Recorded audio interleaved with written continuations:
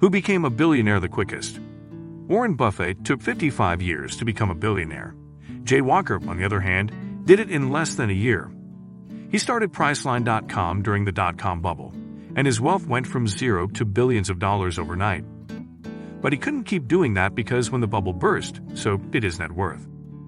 Meanwhile, Buffett is still at the top of the list and doesn't look like he's going anywhere soon. And this is the kind of money you want to have. Money is a hard game to play. It's taut, tough, and competitive, and if you don't know the rules, you'll fail. Most people don't know how to make their money make more money, so even if they work hard their whole lives, they might end up poor at the end of the road. They don't know how to invest, in other words.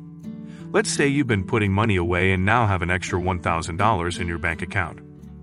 That is a big deal because almost 70% of Americans don't even have an extra $1,000 in their bank account. So let's say you're going to invest that money instead of buying another useless gadget or a pair of shoes you'll wear once and keep for many years before you finally throw them away. But the question is, what should you do with your first $1,000?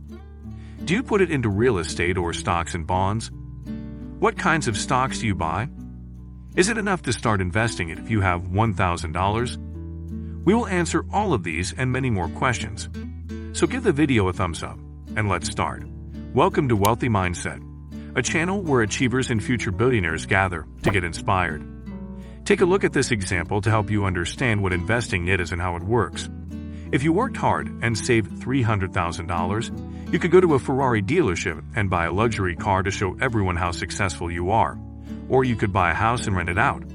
At least $2,000 will be sent to you every month. If you decide you don't want that $2,000 paycheck every month anymore, you can sell it and get your money back.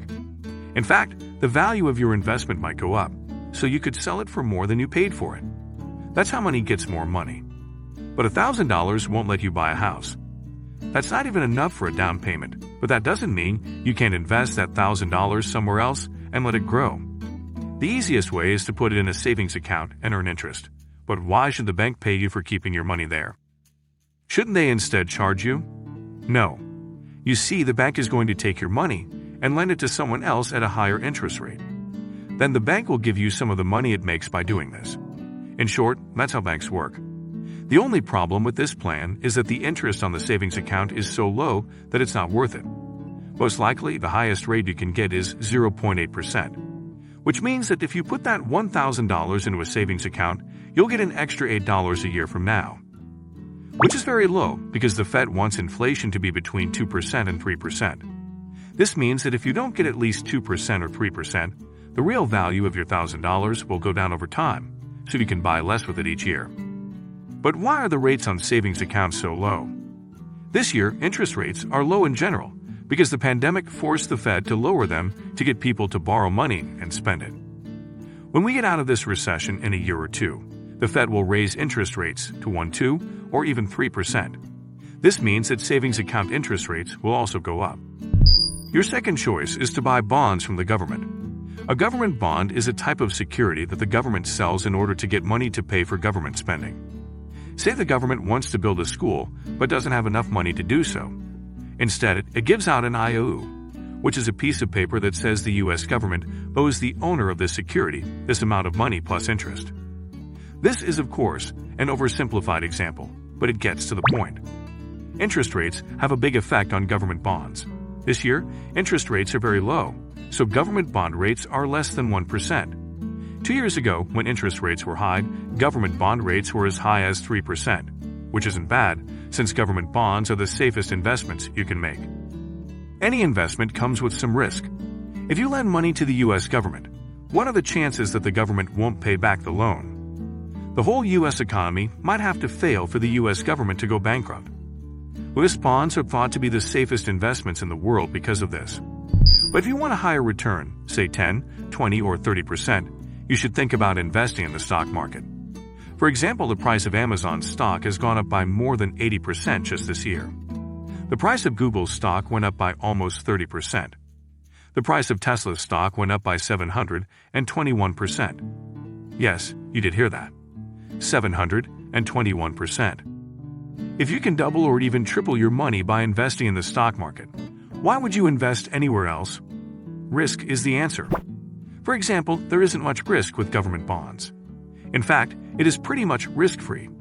But when it comes to individual companies, there is a chance that the company will fail or report bad earnings.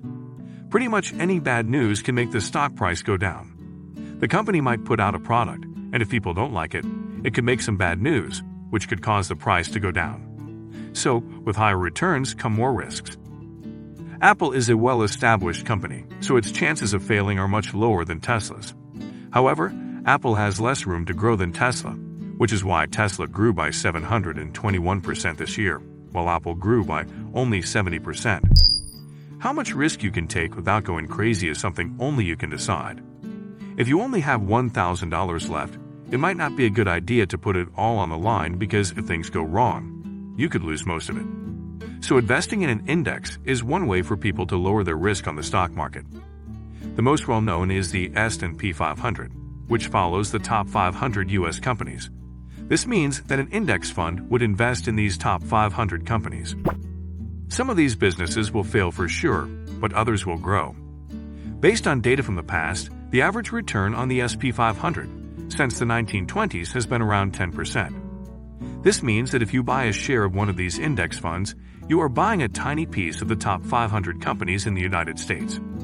VOO, which is the Vanguard 500 Index Fund, QQQ, which is an index fund by Invesco, and Fidelity Zero Total Market Index Fund, are my three favorite index funds. All of them are good, and they all put their money into pretty much the same companies. But how do you buy shares of these index funds? Where do you even begin? First, you need to find a broker, someone who can sell you stocks. In the past, it was always someone. You had to pick up the phone, call him, and ask him to sell you some shares. Remember the movie The Wolf of Wall Street? He would try to sell worthless stocks to people over the phone all day. But thank God it's 2020 now, and life is much better and easier. Brokerage firms like Robinhood, Webull, eToro, and others have made apps that let you buy stocks from your smartphone. You can start investing as soon as you download and sign up for one of these apps. I'd say that's a good start. I did my best to make this video as easy to understand as possible, so that anyone who wants to start investing can do so right away. Usually, when you want to start investing, you have a million questions and start Googling everything. After a while, you get tired of it and give up, then try again a few months later. In this short video, I try to answer all of your questions.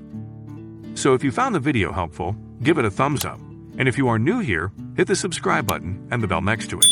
Thanks for watching, and we'll see you again soon.